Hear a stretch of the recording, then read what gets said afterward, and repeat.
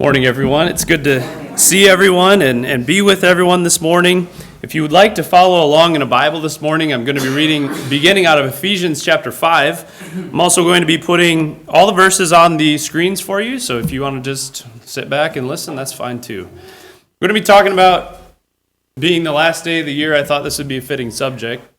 What is God's will for us in the new year? We're just about to enter a new year. Today's the very last day, and it would be an understatement to say that there's been a lot that's taken place in the last year. And you look back and take inventory of the things that you've accomplished, maybe the areas where you've also felt that you've fallen short. Some people are going to make some bold predictions about what's going to happen next. Some people are going to make some resolutions, perhaps. They're going to be predicting what's going to take place next in their lives. And that's not anything new. I read online that there was an instance in 1967 where experts predicted that by the turn of the century, 2000, technology would have taken over so much of the work that we do as an average American, that the average American work week would only be 22 hours long, and that we would work only 27 weeks out of the year. And as a result, one of our biggest problems would be in deciding what we would do with all our leisure time. That's a prediction that didn't happen. And I have a feeling that even if we did have that taking place in our jobs, most of us would still be very busy. Isn't it true that we just kind of fill the time? We're always in a hurry. We talk fast, we walk fast, we eat fast, we're always in a hurry. And we say that we're sorry to eat and run, but we're always running somewhere. And it just seems like that's the theme. And so here we are on the last Sunday, really the last day of 2023. I wonder how we're going to do this coming year. Are we going to keep going so fast? I like how Jim says in his prayers sometimes. He says, teach us to slow down. Yeah, help us to slow down. I just wonder how we're going to do this coming year. Are we going to be busy? Are we going to make better use of our time? I thought when I was thinking about those thoughts and the new year, this verse is what came to my mind, and probably many of yours as well. But in 366 days, because it's a leap year, when this year is over, will we be looking back with joy, or will we be looking back with regret? So let's read in Ephesians 5, verses 15 through 17, where it says, "Therefore be careful how you walk, not as unwise men, but as wise, making the most of your time, because the days are evil. So then do not be foolish, but understand what the will of the Lord is."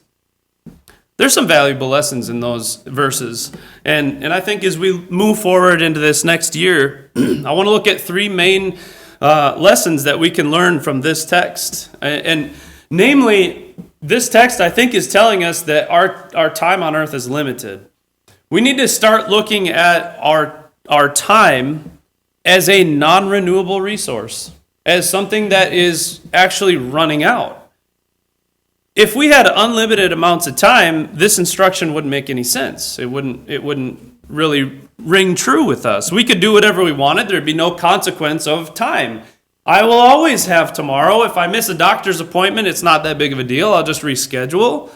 If we decide that we don't feel like waking up someday, that's fine. We can sleep all day because it doesn't matter. And that would be okay. We always have tomorrow. But the point is, we need to make the most of our time, like this verse says, because our time is limited. And we don't always think like that. We don't always understand and comprehend that. We think time is just something that's a commodity that we're blessed with, and it's going to keep coming, and we take it for granted very often. And I'm not telling you anything new here, but my question to you this morning is, in your heart of hearts, are you living like you actually believe that information? Do you actually believe that your time on earth is limited and that you have less time now than when I began this sentence? Every second that ticks by is one less moment. It's limited. It's running out. Every second that goes by is one last moment to live on this earth. In Psalm 39 and verse 4, the psalmist writes, "Lord, make me to know my end. And what is the extent of my days? Let me know how transient I am." In Psalm 90 and verse 10, Moses said, "As for the days of our life, they contain 70 years, or if due to strength 80 years, yet their pride is but labor and sorrow, for soon it is gone and we fly away."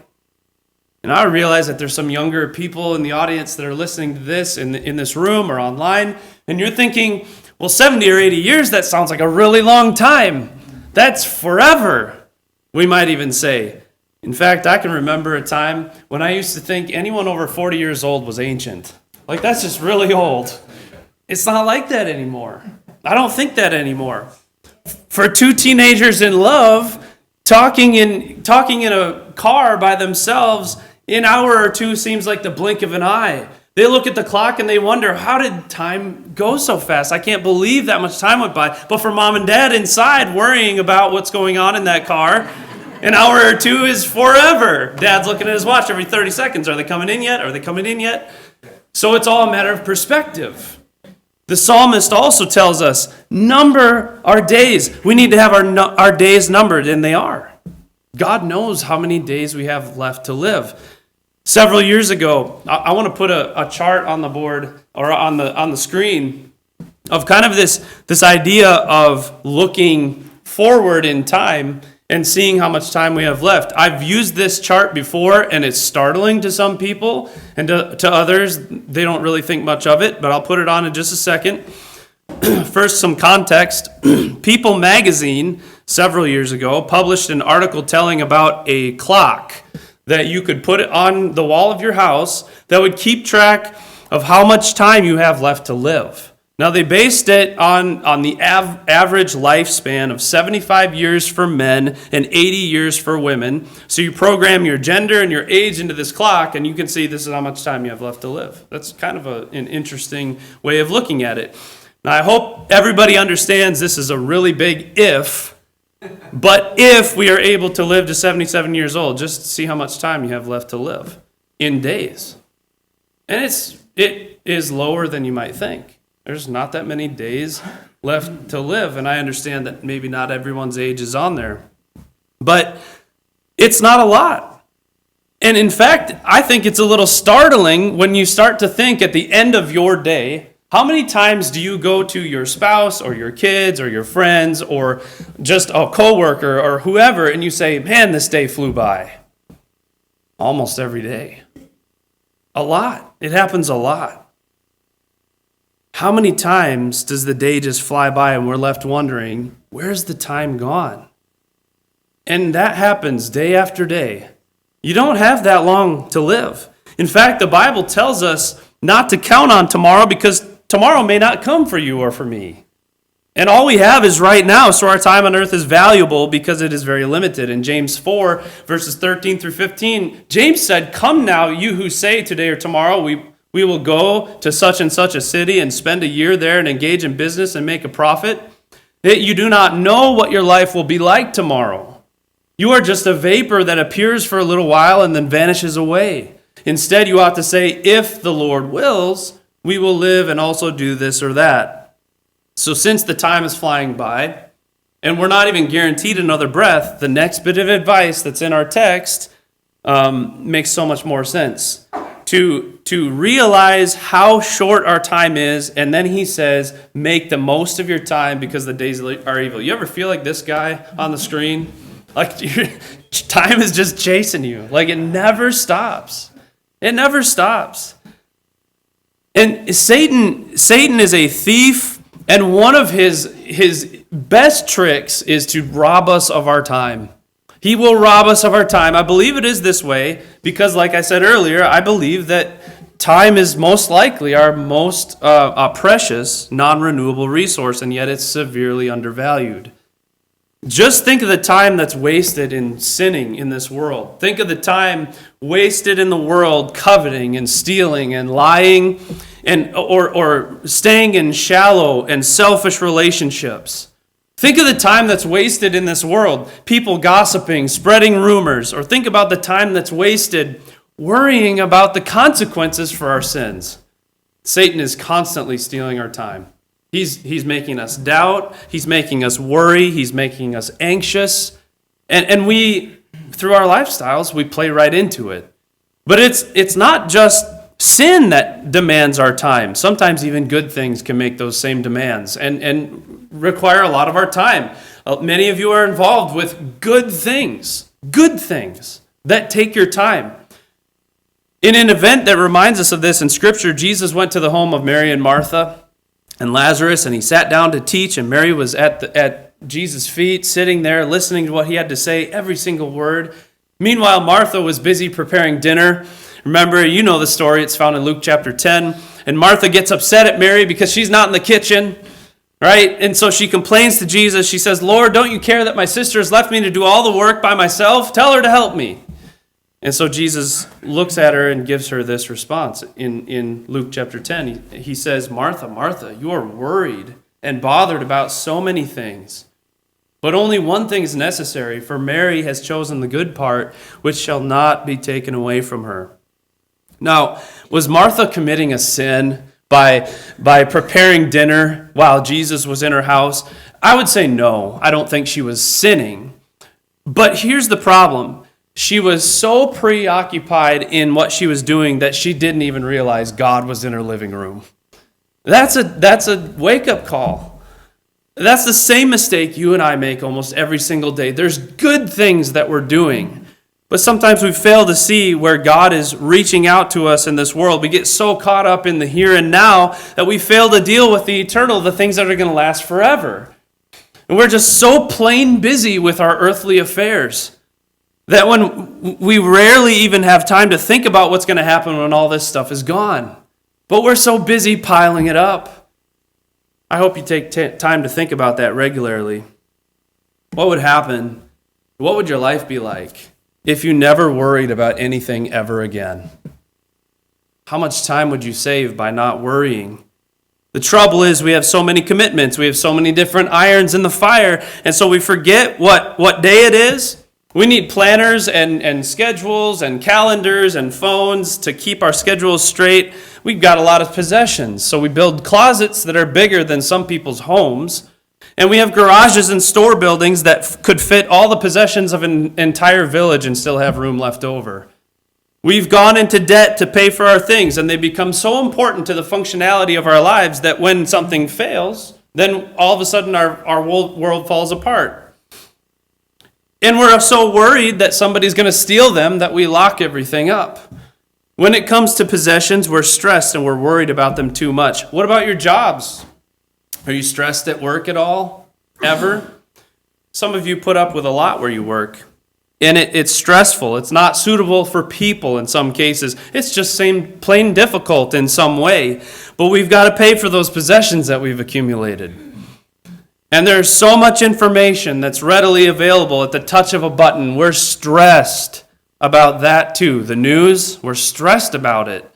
We can never absorb all the information that there is, but we're constantly inundated with it. There are so many demands of our time, so many good things that need to be done. You've got to work, you've got to go to school, you've got to do these things, you've got to have a family, you've got to be a good steward of the things that God has blessed you with, but there are just 366 days in this next year. So how are you going to spend them? How are you going to make the most of every opportunity? What are you to do? You're supposed to have a life. You're supposed to listen to what God says. Where's the balance? So let's go back to our text. First, we have to understand our time on earth is limited. We can't forget that. And then second, since our time is precious, we have to make the most of it. How do we do that? He tells us we need to understand what the will of the Lord is. So, what do you think God's will is for you in this new year? What is God's will for you? Do you think that it's God's will that your mind be so saturated with worries and anxieties that you can't think spiritual thoughts? You think that's God's will for you? Do you think He wants your calendar so crowded that you have no room for the important things? Are you constantly saying, I'm busy, I can't, I won't, I don't want to? What do you think God's will is for you? Let me make a couple of suggestions for us to consider. First, we need to establish our priorities, and that's easy to say, but it takes time to do it. And I'm assuming by everyone's presence here this morning that we all believe that God should be a part of our lives. He needs to be. He's so important to us. But when we begin to establish priorities, when we really sit down and get a piece of paper and a pen, or get your phone and get the Notes app out, and you start really putting these things down, what is number one? Who or what is most important in my life? When you actually go through that exercise and you look at certain things in your life, it's gonna bear it out.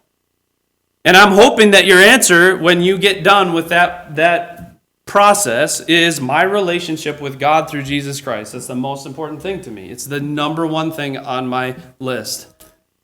But now look at your schedule and prove it. Is it? Don't just say it, prove it. Show God is really the most important thing to you.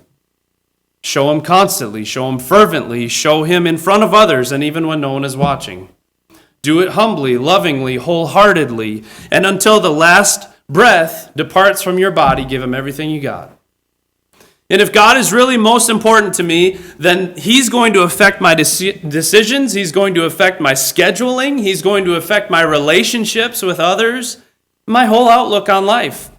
And you know what? When Sunday rolls around, neither rain nor shine nor football kickoffs are going to keep me from being with my brethren. That's the most important thing.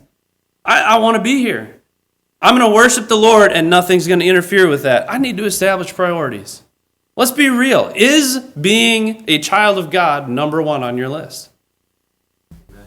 Take time to pray and read God's word every day. I believe that's God's will for us in this coming year. That we should schedule some definite time each day to pray and read His word. I'm going to tell you, one of the worst kinds of goals that you can make if you want to be a praying person is, I make the goal this year to pray more.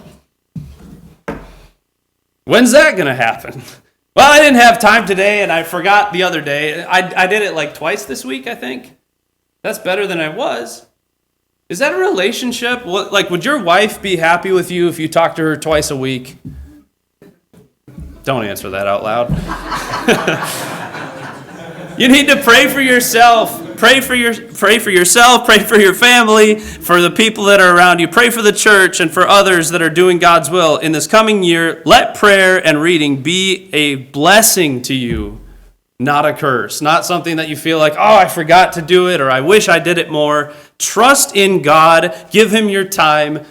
Give Him 15 minutes a day. Can you give Him 15 minutes to read His word, 15 minutes to pray? You can do it. Make a commitment to spend more time with your brethren. That's God's will for you. It's God's will. Get to know one another. Learn to love one another more deeply. Figure out why people in this room continue to fight for Christ and love Him more deeply every year. What is first on your priority list is going to affect how seriously you take these suggestions. If God is not number one on your priority list, then these suggestions mean nothing. And I don't have to tell you, some of you are already convicted by this. Look at your schedule. It already shows you what your priority is. It already shows you. And it's convicting when you look at all the things in your day and in your week, and like one or two things is for God. It's convicting. And so I'm not saying something you don't already know. I'm just encouraging everyone here to do something about it. Don't keep lugging that baggage of guilt around that says, I know I should be doing this more. Just do it more. And then you don't have to have that baggage with you. Give it to Jesus. Let Him plan your day instead. And then last, learn to live for today. The two greatest enemies of time are regrets for things that we did in the past and anxiety about what's going to happen or may happen in the future. You know anyone that gets anxious and worried about things that never even happen? That's fear. Many of us are living either in our past or in our future. In fact, we will often wish for time to slow down or to speed up. And I think we do it in more ways than we realize. You ever hear phrases like, I can't wait for next week. Is it Friday yet? I heard this from the back seat many times. Are we there yet? The truth is, yes, you can wait until next week. Friday's going to come if God wants it to, and we'll get there when the car stops. Like, you don't have to keep asking. You're not going to gain anything by worrying about it. Let me ask you that as an adult, though. Do you gain anything by worrying about these things? As you might suspect, the Bible has something to say about that. You know, like God just has us covered. We can't gain anything in our lives by worrying, and yet we worry. The point is, there's nothing we can do to speed time up or slow time down. Why not live for the moment? I believe a core problem with even many Christians is they're either regretting things about the past that they cannot change or worrying about a future that may never come. And we just got to live for today, right now. Sure, plan for your future. That's fine. But if all of our hope and dreams is in the future on this earth, our priorities are wrong. And it will literally cost some people their souls. Make the most of your time, because the days are evil, and do not be foolish, but understand what the will of the Lord is.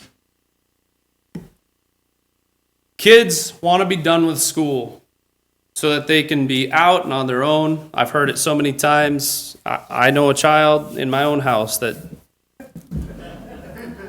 doesn't want to go to school. He or she is really good at it, but he just doesn't want to go to school. Oops. They want to get done with school. They want to get done with college so they can have their career, so they can settle down with their family. If they could just get done with school, if they could just get to that American dream and have their family, then life would just be great. But before you know it, they have kids of their own, and they find out kids are a lot of work. And so they want their kids to grow up so then they can be independent, and they don't need to worry about kids as much anymore. So they're trying to get through that period of life. But then the kids grow up and they want to go to college, and parents need another job to help pay for the schooling.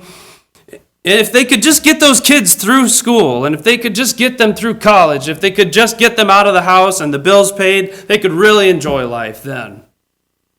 But then the kids are done with college, and the parents realize they only need to stay a little bit longer in their current job to enjoy the full retirement benefits. And so they start planning for retirement, and they think, well, if we could just get our retirement set, then life would be easier, and they could truly enjoy the last years of their lives, and they'll have plenty of time to look back and enjoy and rest. And for some reason, this describes almost entirely the American dream. We're just looking forward all the time, never living for today. We make plans for the next stage of life, never really taking time to figure out what's really going on today. And someone said, life is what happens to you while you're making plans to do something else. We got to slow down and just see what's going on in life. Another year is come and gone. A new year is before us. God help us to make the most of our time. There are 366 days coming in this new year. What are you going to do with them? We saw the chart on the screen a little bit earlier, because after this year, you're going to be 366 days closer to the end, if we're allowed to make it that far. Remember what James 4 said, if the Lord wills. So what are you going to do with those days? What are you going to accomplish? When the year is over, are you going to look back at your spiritual growth? Things where you stored up treasure for yourselves in heaven, or are you going to look back with regret? One more verse in Romans 13, verse 11. It says, do this, knowing the time that it is already the hour for you to awaken from sleep. For now salvation is nearer to us than when we believed. The night is almost gone, and the day is near. Therefore, let us lay aside the deeds of darkness and put on the armor of light. And I want to leave you with this thought. Because last week, I'm going to tell you, last week was a tough week for a lot of people. It was filled with loss for many of our brethren. It was filled with turmoil and difficulty. And then on Saturday, a new life came into this world. That brought us a little bit of joy, didn't it? And especially for Cole and Raina. A lot of joy. And for Rick and Colleen and others. And you just got to think God is always planning something. He's always got our back. He's always looking out for us. But I want you to think about this, because this really prompted all these thoughts. The events of last week prompted many of these thoughts. Ask yourself, how and when are you going to die? Just think about it. How and when? And for a lot of us, we're willing to say, I don't know, and I don't know. And that's good, because we don't. We don't know how, we don't know when we're going to die. How are you going to get to heaven? You have to die first, right? Unless we're blessed with the opportunity to meet Jesus before death. But sometimes we wonder, why does God allow death and all these things? We look at death as such a negative thing sometimes, but we see in the Bible that it teaches us it's just a pathway to the next thing. It's not separation forever. You don't know how, you don't know when, but you know you have to. And so embrace it. Trust God. Trust God. He's got you covered. I trust God that He's going to take us into the next life. That if we put on the armor of light, like these verses are telling us, that we can trust that He's got our salvation covered. That every day that we step closer to the day of our salvation, the day of reckoning, the day of coming out of this life and into that which matters so much more, eternal, that God's got our back. And so if we can trust Him in that in the new year, understand what the will of the Lord is and make the most of our time, He's going to take care of us. And if you believe that, He will take care of you. This morning, I want to thank you so much for your attention. We're going to be singing song number 672. If you want to turn in your songbooks and sing that in just a moment, I appreciate your attention this morning and encourage you to, if there's anyone, not 672? That was last week. So what is it this week? 909. Ignore that. See? Make the most of your time. I forgot to change the number. All right. Well, I appreciate your attention this morning. If there's anyone here today that wants to obey the gospel or wants to confess sins that might be in your life and needs the prayers of the church, please let us know as we stand and as we sing.